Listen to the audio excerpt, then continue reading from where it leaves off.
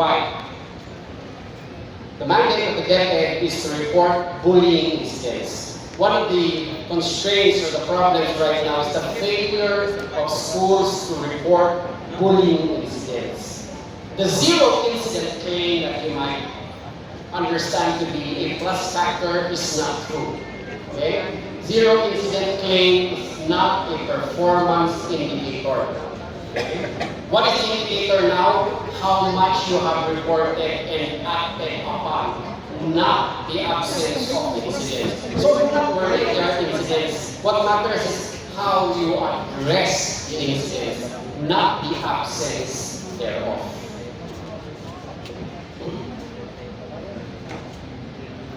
What else should your handbook contain? Does it contain gender-based bullying?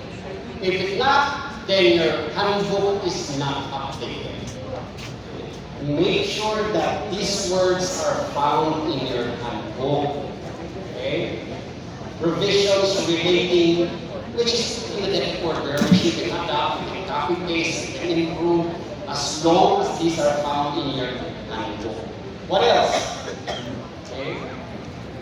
The three-tiered response system. Okay? It should be distinguished from each other. Make sure that these are also in your handbook.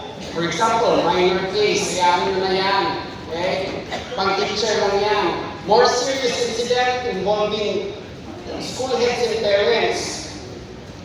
Pagka-severe cases na, like murder or rape or serious cases, okay, law enforcement agencies na to.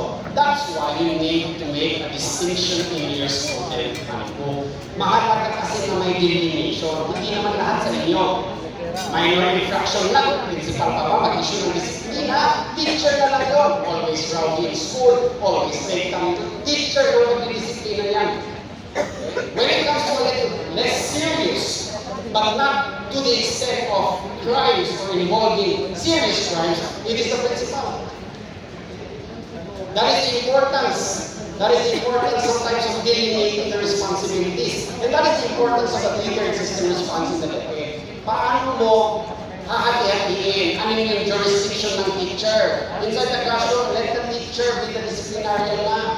Only for infractions that are indicated, which indicate serious penalties in your handbook are those to be handled by the school principal. Why is delineation important?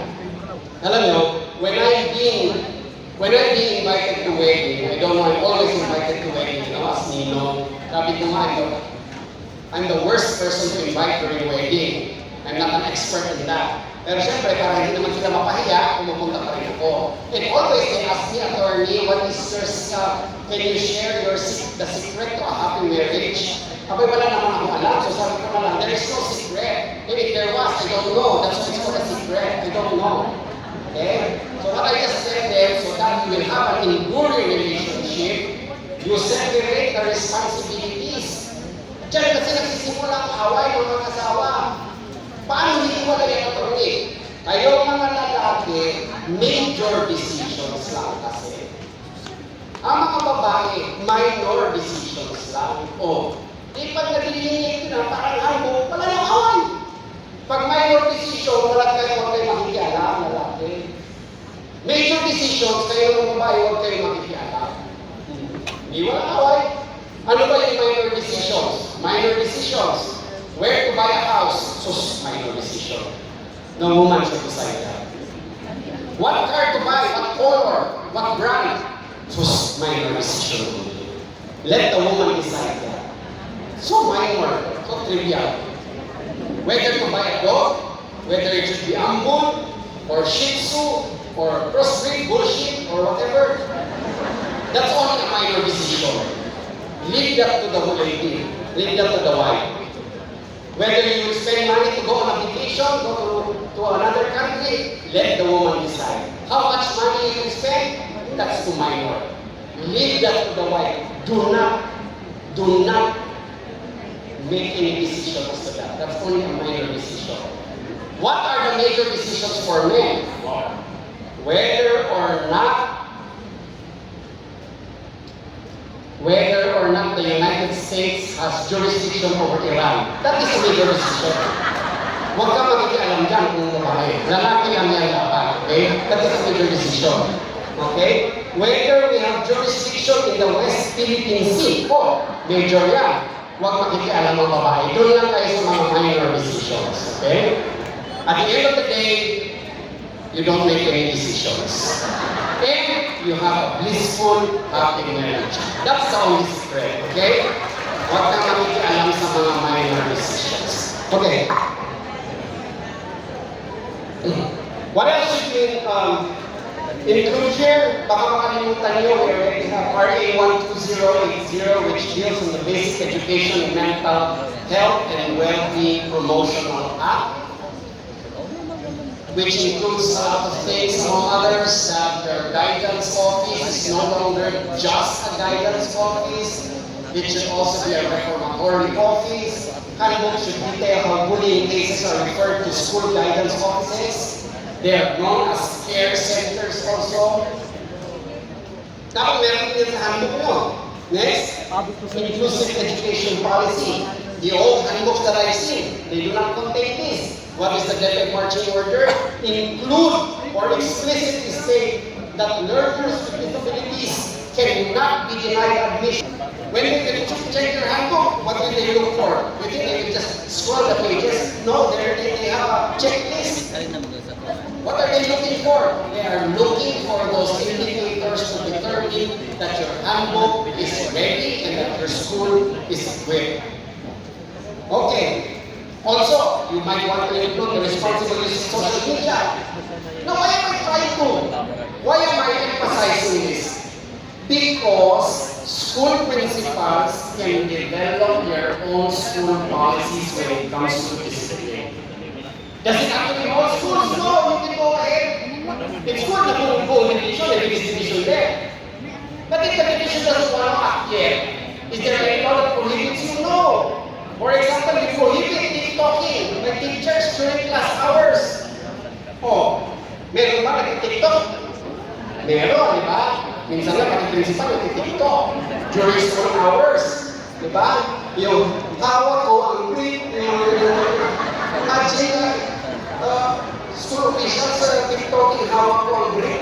So, imagine that, no? And why walang nagpapaya ng kaso? Because is there any rule that prohibits that? The teacher might question you, break ko naman I can do whatever I want to do. Okay, ang problema, nag-TikTok siya, may mga bata siya kasama. Can you do that? These are children. How can you justify that? Now, in order for you to come up with a policy in your school, pag-aralan nyo rin, ano yung extent? Ano yung pwede mong ipagbawal? Hindi pwede mag-TikTok sa loob ng klase, nakasama ang mga bata. Hindi pwede i-post ang mga TikTok, nakasama ang mga bata. Lalo-lalo na kung walang pahintulot ng mga magulang ng mga bata. All this, can you come up with those policies? Yes. Under what provision? Under the provision of the responsible use of social media.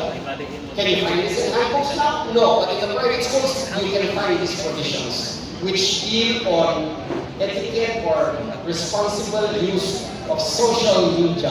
The school shall exercise its disciplinary authority over online conduct even if the act was committed outside school hours and off campus. Halimbawa, nag-TikTok sila doon pero may content. At kasama yung principal dun sa content na binabash na pala nila. Does the school have any jurisdiction to regulate that? It does. But the problem is, if you have a school in handbook that explains it, that deals with it, that enforces it, what is your tool? Manila ka na. Explain my thing within 72 hours. Why you should not be cited. Isa lang sulat ng teacher, if I were the lawyer for the teacher, you write the principal, what is the basis? Wala kang basis. But if there is a handbook that regulates these actions, meron kang legal basis. So I'm trying to underscore the importance of having basis in the actions of the school. Okay. For example, attire. We were talking about attire. Bawal ba ang magsuot ng?